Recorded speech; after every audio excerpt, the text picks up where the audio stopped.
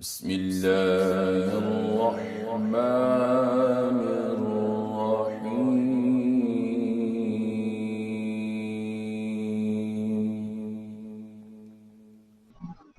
أعوذ بالله من الشيطان الرجيم.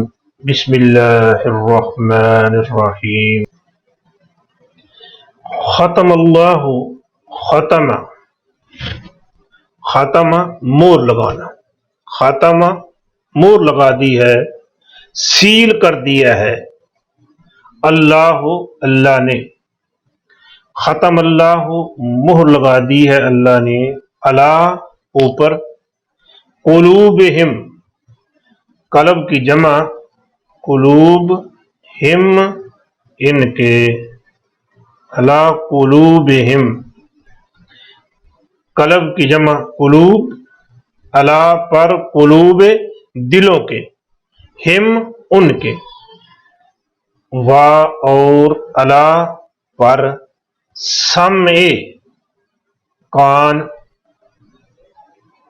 سمع کان، ہم ان کے، وعلی سمعہم اور ان کے کانوں پر، ختم اللہ مہر لگا دی ہے اللہ نے، علی قلوبہم ان کے دلوں پر، وعلی اور پر، سمع کان، ہم ان کے، سمعہم ان کے کانوں پر، کن کے کانوں پر اور کن کے دلوں پر اللہ نے مہر لگا دی ہے؟ اس سے پچھلی آیت میں ہم نے پڑھا ہے کہ اللہ الرحمن فرماتے ہیں کہ ان الذین کفروا، جن لوگوں نے کفر کیا ہے، سواء برابر ہے، علیہم ان پر، انذرتا خواہ آپ ڈرائیں، ہم ان کو، ام لم تنذرہم یا نہ ڈرائیں، لا یؤمنون وہ ایمان نہیں لائیں گے۔ ایمان کیوں نہیں لائیں گے؟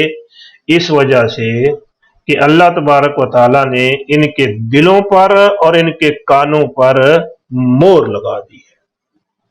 کہ یہ جو یہودی ہیں، یہ باوجود اس کے کہ ان کی کتابوں میں محمد صلی اللہ علیہ وسلم کی آمد کا تذکرہ موجود ہے، اور آپ کی آمد سے پہلے یہ کہا کرتے تھے مدینے کے لوگوں کو، مکے والوں کو، عربوں کو کہا کرتے تھے کہ ایک پیغمبر آنے والا ہے ہمارا، جب آ گیا تو ہم مل کے اس کے ساتھ مل کے تمہارا مقابلہ کریں گے، اور منتظر بھی تھے۔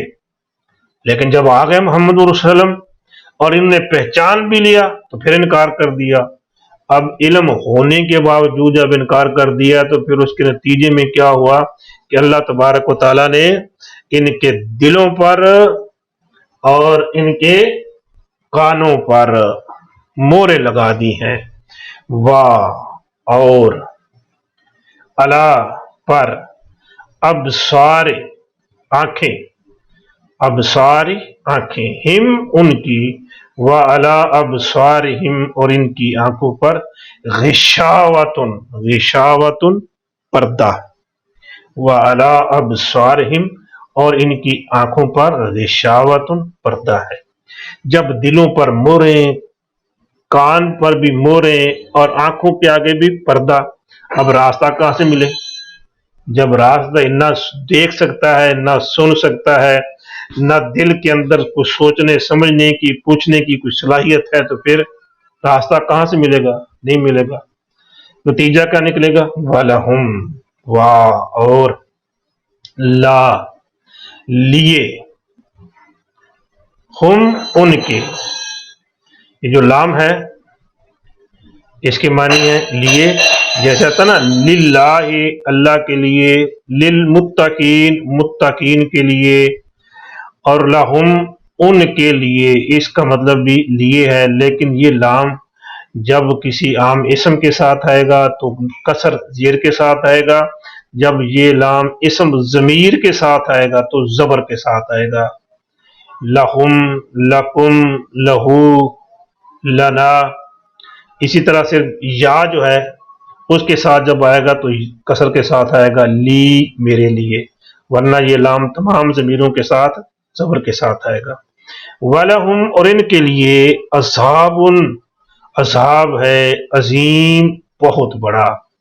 تو بھائیو، یہودیوں کا تو معاملہ گیا، یہ آیت ہمارے لیے کیا سبق ہے؟ ہمارے لیے اس میں سبق یہ ہے کہ کبھی بھی کسی بات کو جانتے بوجھتے اس کا انکار نہیں کرنا چاہیے۔ اگر کسی بات کا علم ہو جائے کہ یہ بات قرآن میں ہے تو انکار نہیں کرنا چاہیے۔ اگر پتہ چل جائے کہ یہ پیارے پیغمبر صلی اللہ علیہ وسلم کی صحیح حدیث ہے تو کبھی انکار نہیں کرنا چاہیے۔ اگر ایسا کیا تو پھر اللہ تبارک و تعالی ان دلوں پر مہریں لگا دیتا ہے اور ان میں پھر سوچنے سمجھنے کی صلاحیت ختم ہو جاتی ہے، اور ان کے لیے پھر عذاب بھی بہت بڑا ہے۔ تو ختم اللہ، مہر لگا دی ہے اللہ نے، علی قلوبہم، ان کے دلوں پر، اور علی سمعہم، ان کے کانوں پر، وعلی ابصارہم، اور ان کی آنکھوں پر، غشاوۃ، پردہ ہے، وَلَهُمْ، اور ان کے لیے عذاب عظیم، بہت بڑا عذاب ہے۔ ہم اسم کے بارے میں پڑھ رہے تھے تو اسم کی تو بہت ساری قسمیں ہیں۔ تو ایک تو ہوتا ہے، پہلے جو ہم پڑھ رہے تھے اسے کہتے ہیں اسم علم، نام، انسانوں کا نام، چیزوں کا نام، جانوروں کا نام۔ تو ایک ہوتا ہے اسم ضمیر۔